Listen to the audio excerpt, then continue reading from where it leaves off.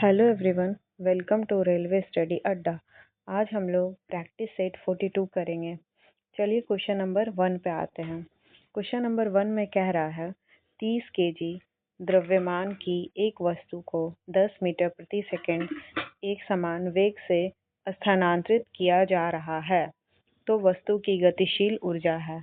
Option number A 150 joule, option number B 1500 joule, option number C -1500 joule, option number D 150 joule. तो हम लोग जानते हैं गतिशील ऊर्जा यानी कि काइनेटिक एनर्जी का बात कर रहा है। काइनेटिक एनर्जी बराबर क्या होता है? तो हाफ एम वी स्क्वायर। तो कितना दिया हुआ है? 1/2। मास कितना दिया हुआ है? 30 केजी और 10 मीटर प्रति सेकंड का वेग दिया हुआ है, यानी 10 गुने 10। 2 से काट लेंगे, 2 पचे 10, 10 पचे 50 गुने 1500, यानी 1500 जूल। इसका क्या हो जाएगा? बिल्कुल सही आंसर हो जाएगा। किस ऑप्शन में है? ऑप्शन नंबर बी इसका क्या है? बिल्कुल सही जवाब है, यानी कि ऑप्शन नंबर बी 1500 जूल इसका क्या हो जाएगा? बिल्कुल सही जवाब हो जाएगा। अब हम लोग क्वेश्चन नंबर 2 पे आते हैं। क्वेश्चन नंबर 2 में कह रहा है पृथ्वी वस्तुओं को अपनी ओर आकर्षित करती है, यह खाली स्थान के कारण होता है।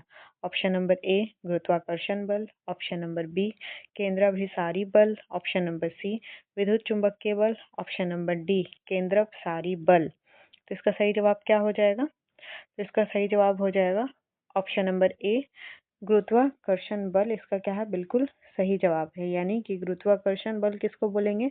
तो ब्रह्मांड में कोई भी दो वस्तु के बीच लगने वाले ही आकर्षण बल को क्या बोलते हैं? गुरुत्वाकर्षण बल बोलते हैं। इसी के कारण पृथ्वी क्या कर रही? वस्तुओं को अपनी ओर आकर्षित करती है। जैसे कि अगर कोई पेड़ है, पेड़ से जो फल गिर रहा है तो वो नीचे की ओर ही क्यों गिर रहा है? तो इसका कारण यही है, पत्थर हम लोग ऊपर फेंकते हैं तो वापस वो कहाँ आता है? फिर नीचे की ही ओर आता है। तो किसके कारण होगा? तो गुरुत्वाकर्षण बल के कारण होता है। अब हम लोग क्वेश्चन नंबर 3 पे आते हैं। क्वेश्चन नंबर 3 में कह रहा है निम्नलिखित में से किस ध्वनि तरंग से तरंगदैर्ध्य सर्वाधिक लंबी होगी? ऑप्शन नंबर ए 100 हर्ट्ज की आवृत्ति वाला तरंग, ऑप्शन नंबर बी 200 हर्ट्ज की आवृत्ति वाला तरंग, ऑप्शन नंबर सी 300 हर्ट्ज की आवृत्ति वाला तरंग, ऑप्शन नंबर डी 400 हर्ट्ज की आवृत्ति वाला तरंग। तो इसका सही जवाब क्या हो जाएगा? तो इसका सही जवाब हो जाएगा ऑप्शन नंबर ए 100 हर्ट्ज की आवृत्ति वाले तरंग की क्या हो जाएगी? सर्वाधिक तरंगदैर्ध्य होता है, सबसे लंबा तरंगदैर्ध्य होता है। इसको ध्यान रखना है।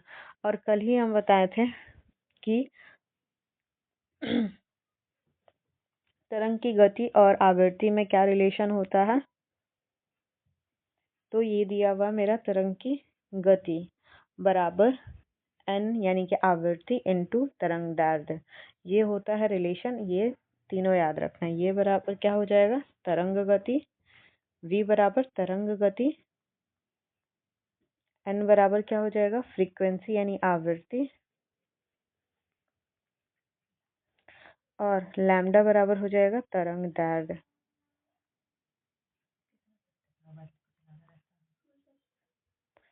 तरंगदैर्ध्य आई होप कि सबको क्लियर हो गया होगा। अब हम लोग क्वेश्चन नंबर 4 पे आते हैं। क्वेश्चन नंबर 4 में कह रहा है कि अवतल दर्पण का वक्रता केंद्र खाली स्थान स्थित होता है। ऑप्शन नंबर ए दर्पण के नीचे, ऑप्शन नंबर बी दर्पण के पीछे, ऑप्शन नंबर सी दर्पण के ऊपर, ऑप्शन नंबर डी दर्पण के सामने। तो क्या हो जाएगा इसका सही जवाब? तो इसका सही जवाब हो जाएगा ऑप्शन नंबर डी दर्पण के सामने। इसका क्या है? बिल्कुल सही जवाब है। अवतल दर्पण का बोल रहा है, तो ये मेरा क्या बना? ये अवतल दर्पण बना। इसका प्रवर्तक सतह बाहर की ओर ये क्या रहता है? रंगावरता, प्रवर्तक सतह धंसा हुआ रहेगा। और ये यहाँ पे जो बनता है ये मेरा पोल होता है, इसको प्रधान अक्ष बोलेंगे।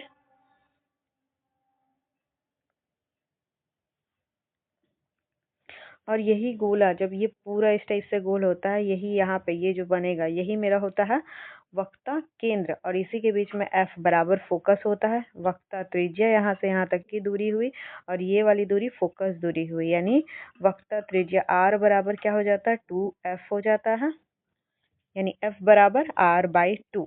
इसको भी क्या करना है, इस रिलेशन को भी ध्यान में रखना है।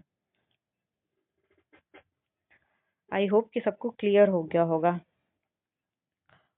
यानी कि इसका क्या हो जाएगा, इसका सही जवाब हो जाएगा ऑप्शन नंबर डी, दर्पण के सामने। इसका क्या हो जाएगा, बिल्कुल सही जवाब हो जाएगा, यानी कि किधर बनता है, दर्पण के सामने बनता है। अब हम लोग क्वेश्चन नंबर 5 पे आते हैं। क्वेश्चन नंबर 5 में कह रहा है कि एक वस्तु अभिसारी लेंस से 25 सेंटीमीटर की दूरी पर रखी गई है। लेंस से 30 सेंटीमीटर की दूरी पर वस्तु का वास्तविक और उल्टा प्रतिबिंब निर्मित होता है। लेंस द्वारा उत्पन्न आवर्धन किसके बराबर है। तो इसको पहले करने के लिए हम लोग क्या करेंगे, आवर्धन का पहले हम लोग को तो फॉर्मूला पता होना चाहिए। तो आवर्धन बराबर क्या होता है, m बराबर होता है तो -v/u। इसको ध्यान रखना है। और दिया हुआ क्या क्या है, अब सारी लेंस का u हमेशा कैसे रहता है, माइनस में रहेगा, तो 25 सेंटीमीटर। v बराबर मेरा कितना है, 30 सेंटीमीटर दिया हुआ है। और यहाँ फॉर्मूला के अकॉर्डिंग -30 अब बटे में क्या हो जाएगा, -25।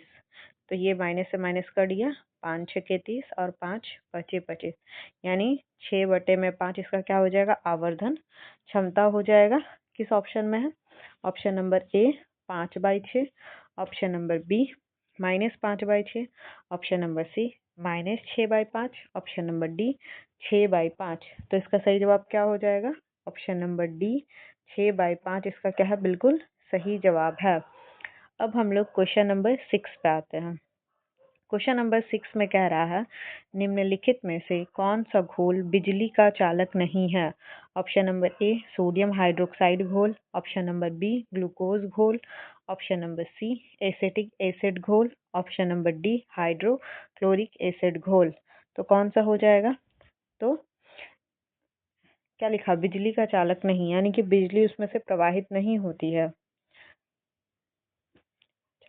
नहीं है। हाँ, तो इसका क्या हो जाएगा, सही जवाब क्या हो जाएगा, ऑप्शन नंबर बी क्या हो जाएगा, इसका बिल्कुल सही जवाब हो जाएगा। यानी कि बाकी सब में अगर हम लोग क्या बिजली का अगर यानी कि इलेक्ट्रिक अगर हम लोग पास कराएंगे तो वो अपघटित हो जाएगा, टूट जाएगा। जैसे सोडियम हाइड्रोक्साइड है ना, तो NaOH टूट करके अलग हो जाएगा। फिर वैसे ही हाइड्रोक्लोरिक एसिड जो है वो भी टूट जाएगा। वैसे ही एसिटिक एसिड भी क्या हो जाता है, टूट जाता है। यानी ये सब में जब हम लोग जो ग्लूकोज होता है वो क्या होता है, विद्युत बिजली के विद्युत का मतलब चालक नहीं होता है। यानी कि ऑप्शन नंबर बी इसका क्या है, बिल्कुल सही जवाब है। हम लोग अपघटन अभिक्रिया जो पढ़े हैं ना, तो अपघटन अभिक्रिया में यही वाला तीनों एग्जाम्पल हो जाता है, अपघटन अभिक्रिया का एग्जाम्पल हो जाएगा। अब हम लोग क्वेश्चन नंबर 7 में आते हैं। क्वेश्चन नंबर 7 में कह रहा है विद्युत स्विचों को किसमें लगाया जाता है। ऑप्शन नंबर ए लाइव तार में, ऑप्शन नंबर बी भू संपर्क तार में, ऑप्शन नंबर सी न्यूट्रल तार में, ऑप्शन नंबर डी इनमें से कोई एक। तो क्या हो जाएगा, तो इसका सही जवाब हो जाएगा ऑप्शन नंबर ए, यानी विद्युत स्विच को हम लोग किस में लगाते हैं, तो लाइव तार में लगाया जाता है। यानी ऑप्शन नंबर ए इसका क्या है, बिल्कुल सही जवाब है। क्योंकि क्या हो जाता है, स्विच न्यूट्रल लोड में होगा तो डिवाइस को कभी भी हम लोग बंद नहीं कर पाएंगे। इसी वजह से हम लोग लाइव तार में इसको क्या करते हैं, लगाते हैं। अब हम लोग नेक्स्ट क्वेश्चन नंबर 8 पे आते हैं। क्वेश्चन नंबर 8 में क्या कह रहा है, क्वेश्चन नंबर 8 में कह रहा है चुंबकीयशीलता का उल्टा क्या होगा। ऑप्शन नंबर ए चालकत्व, ऑप्शन नंबर बी संवेदन, ऑप्शन नंबर सी प्रतिष्ठम, ऑप्शन नंबर डी विद्युतशीलता। तो इसका जवाब क्या हो जाएगा, तो इसका सही जवाब हो जाएगा ऑप्शन नंबर सी प्रतिष्ठम। क्या है इसका बिल्कुल सही जवाब है। यानी चुंबकशीलता का उल्टा क्या होता है? प्रतिष्ठम होता है। चुंबकशीलता का अगर मात्रक देखा जाएगा तो क्या होता है? तो हेनरी पर मीटर। और प्रतिष्ठम के लिए देखा जाए तो एम्पियर टर्न बटा में वेबर होता है। इसको भी ध्यान रखना है। अब हम लोग क्वेश्चन नंबर 9 पे आते हैं। क्वेश्चन नंबर 9 में कह रहा है मृद उत्तक और स्थूल उत्तक खालिस्तान उत्तकों के प्रकार हैं। ऑप्शन नंबर ए संवहन, ऑप्शन नंबर बी यांत्रिक, ऑप्शन नंबर सी सरल स्थायी, ऑप्शन नंबर डी तंत्रिका। तो हम लोग जानते हैं मृदुत्तक और स्थूलुत्तक किसके एग्जाम्पल हैं? तो सरल स्थायी उत्तक के क्या है? एग्जाम्पल है ऑप्शन नंबर सी। यानी कि सरल उत्तक कितने प्रकार का होता है? तो सरल उत्तक 3 प्रकार का होता है। स्थायी सरल उत्तक जिसको बोलेंगे, पहला हो जाएगा मृदुत्तक जिसको हम लोग पैरेन्काइमा भी बोलते हैं। दूसरा हो जाएगा स्थूल कोण उत्तक जिसको कॉलिनकाइमा भी बोलते हैं। तीसरा हो जाएगा दृढ़ उत्तक जिसको हम लोग स्केलेरेनकाइमा कहते हैं। इसको क्या करना, तीनों नाम को एकदम दिमाग में डाल लेना है। पैरेन्काइमा, स्केलेरेनकाइमा, कॉलिनकाइमा। दूसरा नाम भी याद रखना, पैरेन्काइमा को मृदुत्तक और दृढ़ उत्तक को क्या बोलते हैं? स्केलेरेनकाइमा, और स्थूल कोण उत्तक को कॉलिनकाइमा कहा जाता है। अब हम लोग क्वेश्चन नंबर 10 पे आते हैं। क्वेश्चन नंबर 10 में कह रहा है खालिस्तान के प्राणी अगतिशील होते हैं। Option number A Porifera, option number B Coelenterata, option number C Platyhelminthes, option number D Nematoda. तो ये सब सारे प्राणी जगत का बात हो रहा है। तो इसका सही जवाब क्या हो जाएगा? इसका सही जवाब हो जाएगा ऑप्शन नंबर ए पोरिफेरा। यानी पोरिफेरा के जो प्राणी होते हैं वो क्या होते हैं? अगतिशील होते हैं। यानी ये गति नहीं करते, एक ही जगह पे ठहरे रहते हैं। इसमें किस टाइप के एग्जाम्पल आते हैं, मतलब कि किस टाइप के जानवर आते हैं? तो जिनके शरीर में छिद्र होता है, तो उस टाइप के जानवर आते हैं इसमें, मतलब उस टाइप के एनिमल इसी जगत में आते हैं। इसको भी ध्यान रखना है। अब हम लोग क्वेश्चन नंबर 11 पे आएंगे। क्वेश्चन नंबर 11 में क्या कह रहा है? निम्नलिखित में से कौन सा पूरे शरीर में संचरित होता है और चोट वाले स्थान पर रक्त का थक्का बनाने में मदद करके रिसाव को बंद करता है? Option number A platelets, option number B श्वेत रक्त कणिकाएं, ऑप्शन नंबर सी लाल रक्त कणिकाएं, ऑप्शन नंबर डी प्लाज्मा। तो इसका सही जवाब क्या हो जाएगा? तो इसका सही जवाब हो जाएगा 11 का ऑप्शन नंबर ए प्लेटीहेल्मिन्थेस। क्या है इसका? बिल्कुल सॉरी प्लेटलेट्स इसका क्या है? बिल्कुल सही जवाब है। यानी प्लेटलेट्स क्या करता है? तो थक्का जमाने का कार्य कौन करता है? तो प्लेटलेट्स करता है। विटामिन में अगर देखा जाए तो विटामिन के थक्का जमाने में क्या करता है? हेल्प करता है। इसको भी ध्यान रखना है। अब हम लोग क्वेश्चन नंबर 12 पे आते हैं। क्वेश्चन नंबर 12 में कह रहा है खालिस्तान एक 20 सेंटीमीटर लंबी ट्यूब है जो मूत्राशय से मूत्र ले जाती है। ऑप्शन नंबर ए अंडकोश की थैली में, ऑप्शन नंबर बी मूत्र मार्ग, ऑप्शन नंबर सी लिंग, ऑप्शन नंबर डी वृषण।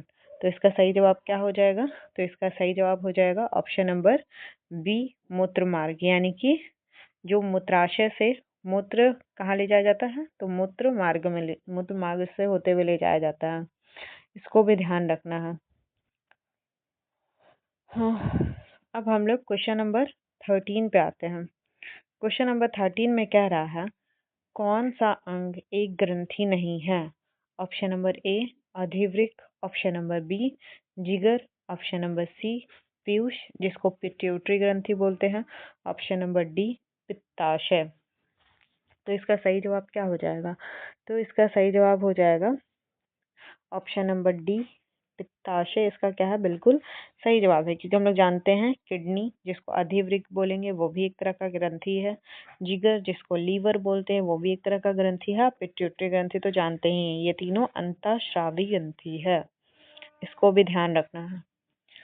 अब हम लोग क्वेश्चन नंबर 14 पे आते हैं। क्वेश्चन नंबर 14 में कह रहा है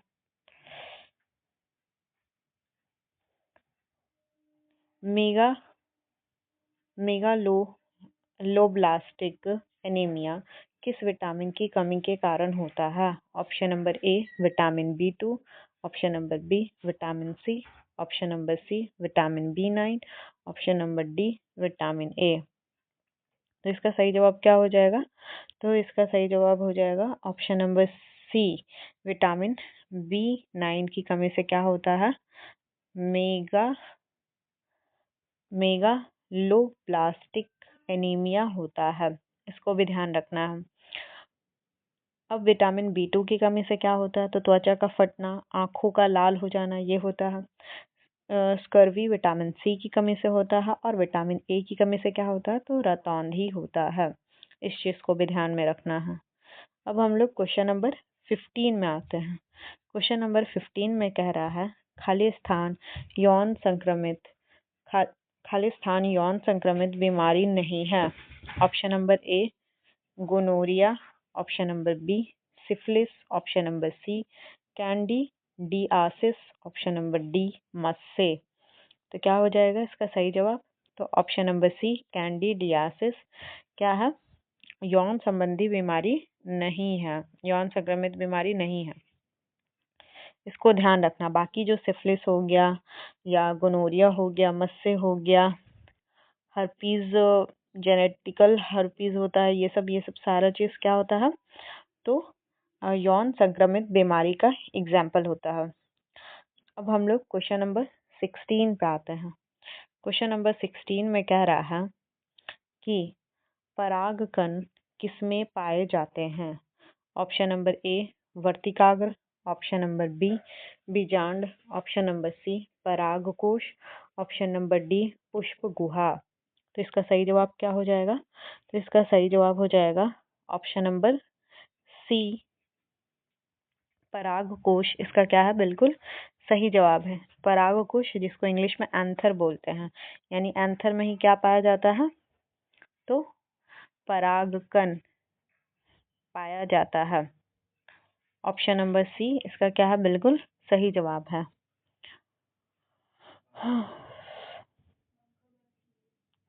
अब हम लोग क्वेश्चन नंबर 17 में आते हैं। क्वेश्चन नंबर 17 में कह रहा है खाली स्थान का उपयोग सुगंध संकेतक के रूप में किया जा सकता है। Option number A vanilla, option number B आंवला, ऑप्शन नंबर सी इमली, ऑप्शन नंबर डी फिटकरी। तो इसका सही जवाब क्या हो जाएगा? तो ऑप्शन नंबर ए वनीला इसका क्या है? बिल्कुल सही जवाब है। यानी वनीला का उपयोग सुगंध संकेतक के रूप में हम लोग क्या करते हैं। इसको ध्यान रखना है। यानी ऑप्शन नंबर ए इसका क्या है? बिल्कुल सही जवाब है। अब हम लोग क्वेश्चन नंबर 18 पे आते हैं। क्वेश्चन नंबर 18 में कह रहा है निम्नलिखित में से किसका उपयोग सिरका तैयार करने में किया जाता है? Option number A methanol, option number B ethanol, option number C ethanoic acid, option number D acetic acid. तो इसका सही जवाब क्या हो जाएगा? तो सिरका तैयार करने में हम लोग किसका उपयोग करते हैं? तो option number D acetic acid का उपयोग करते हैं। यानी ऑप्शन नंबर डी इसका क्या है? बिल्कुल सही जवाब है। अब हम लोग फॉर्मूला पे जान ले रहे हैं। एसिटिक एसिड का फॉर्मूला क्या होता है? तो CH3COOH यही होता है एसिटिक एसिड का फॉर्मूला। एसिटिक एसिड का उपयोग पॉलीएथिलीन टेरिफथैलेट फोटोग्राफिक फिल्म आदि में ये सब में किया जाता है। इसको भी क्या करना है? कुछ एक्स्ट्रा फैक्ट है जिसको ध्यान रख लेना है। अब हम लोग क्वेश्चन नंबर 19 पे आते हैं। क्वेश्चन नंबर 19 में कह रहा है परमाणु बलों के सिद्धांत की खोज किसने की? Option number A Hideki Yukawa, option number B S.N. Bose, option number C J.C. Bose, option number D J.J. Thomson. तो परमाणु बलों की खोज पूछ रहा है। तो परमाणु बलों की खोज किसने की है? तो option number A Hideki Yukawa. परमाणु बल जो सिद्धांत हुआ क्यों कौन किया? हिदेकी युकावा ने किया है। ऑप्शन नंबर ए इसका क्या है? बिल्कुल सही जवाब है। तो एस एन बोस ने क्या किया है, तो बोसोन कण का खोज किया है। फिर लिखा हुआ है जेसी बोस ने क्या किया है, तो क्रिस्कोग्राफ होता है उसका खोज किया है। जे थॉमसन तो सबको ही जानते हैं, किसका खोज, इलेक्ट्रॉन का खोज किए हैं। अब हम लोग नेक्स्ट क्वेश्चन 20 पे आते हैं। 20 में क्या कह रहा है, खाली स्थान का पीएच के कागज के प्रत्यक्ष प्रयोग से पता नहीं लगाया जा सकता है। ऑप्शन नंबर ए स्याही, ऑप्शन नंबर बी पानी, option number C juice, option number D ठोस सोडियम बाइकार्बोनेट। तो इसका सही जवाब क्या हो जाएगा, तो इसका सही जवाब हो जाएगा ऑप्शन नंबर डी ठोस सोडियम बाइकार्बोनेट से हम लोग क्या कर सकते हैं, पीएच के कागज के प्रत्यक्ष प्रयोग में इसको पता नहीं लगाया जा सकता है। इसको क्या करना है, थोड़ा ध्यान रख लेना है। हाँ, अब हम लोग नेक्स्ट क्वेश्चन 21 पे आते हैं। 21 में कह रहा है कि लेंथेनाइट की परमाणु संख्या खालिस्तान परास में है। ऑप्शन नंबर ए 90 से 103, ऑप्शन नंबर बी 89 से 102, ऑप्शन नंबर सी 58 से 71, 71, ऑप्शन नंबर डी 57 से 70। तो लेंथेनाइट ग्रुप जो कि नीचे में दिया हुआ रहता है, लेंथेनाइट और एक्टिनाइड, ये दोनों ग्रुप होता है, दो ग्रुप। तो लेंथेनाइट का कहाँ से कहाँ तक रहता है, तो ऑप्शन नंबर सी 58 से 71 का होता है।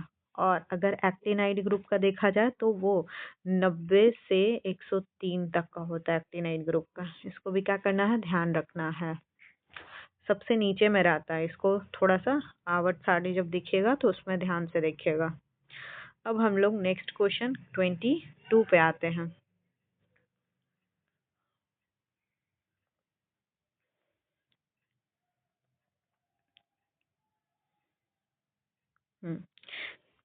क्वेश्चन नंबर 22 में कह रहा है फुलरीन इनमें से किसका अपर रूप है। Option number A hydrogen, option number B oxygen, option number C nitrogen, option number D carbon. तो इसका सही जवाब क्या हो जाएगा, तो फुलरीन किसका अपर रूप है, तो ऑप्शन नंबर डी कार्बन का अपर रूप है। इसको भी क्या करना है, ध्यान रखना है। अब हम लोग क्वेश्चन नंबर 23 पे आते हैं। क्वेश्चन नंबर 23 में कह रहा है नाइक्रोम किसकी मिश्र धातु है। ऑप्शन नंबर ए NiCrMn और Fe, यानी कि निकेल क्रोमियम मैग्नीज और क्या लिखा हुआ है, Fe मतलब फेरस की यानी लोहा।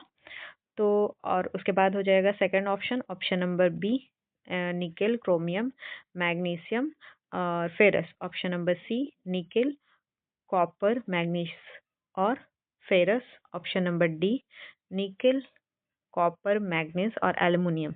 तो किसका हो जाएगा, नाइक्रोम किसका मिश्र धातु है, तो इसका सही जवाब हो जाएगा ऑप्शन नंबर ए निकेल क्रोमियम मैग्नीस और फेरस का क्या होता है, मिक्सचर होता है। यानी कि अगर पूछा जाए कि इसका प्रयोग कैंची में करते हैं, तो इसका प्रयोग हीटिंग एलिमेंट बनाने में किया जाता है नाइक्रोम का, ताकि ज़्यादा हिट हो सके, हिट हो तो और फिर वो मतलब पिघले नहीं, इसके लिए हम लोग यूज़ करते हैं।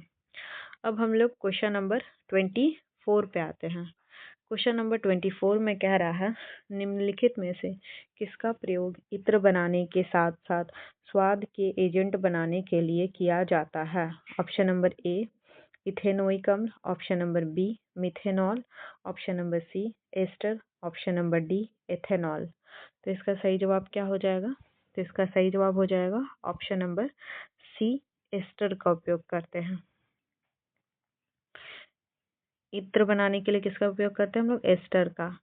वहीं अगर बोला जाए एथेनोइक अम्ल का, तो एथेनोइक अम्ल का सिरका या डिस्केलिंग एजेंट के रूप में करते हैं। फिर वैसे ही मिथेनॉल का अगर यूज़ देखा जाए तो ईंधन या एंटी फ्रिज एजेंट के रूप में करते हैं। एस्टर का तो जान गए, इत्र बनाने में, और उसके साथ साथ स्वाद एजेंट के रूप में भी करते हैं। और इथेनॉल, तो इथेनॉल से हम लोग शराब, ईंधन, ये सब चीज़ बनाते हैं।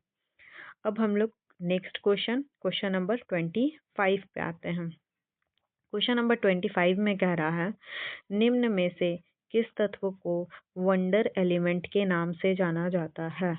ऑप्शन नंबर ए सोना, option number B lithium, option number C titanium, option number D पारा। तो इसका सही जवाब क्या हो जाएगा?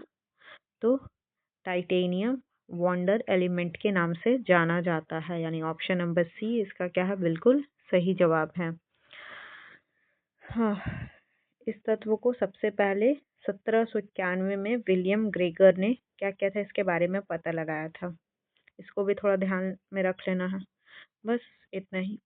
अब हम लोग सॉरी, अगर आपको वीडियो पसंद आ रहा है तो वीडियो को लाइक कीजिए, चैनल को सब्सक्राइब कीजिए, वीडियो को ज़्यादा से ज़्यादा शेयर कीजिए।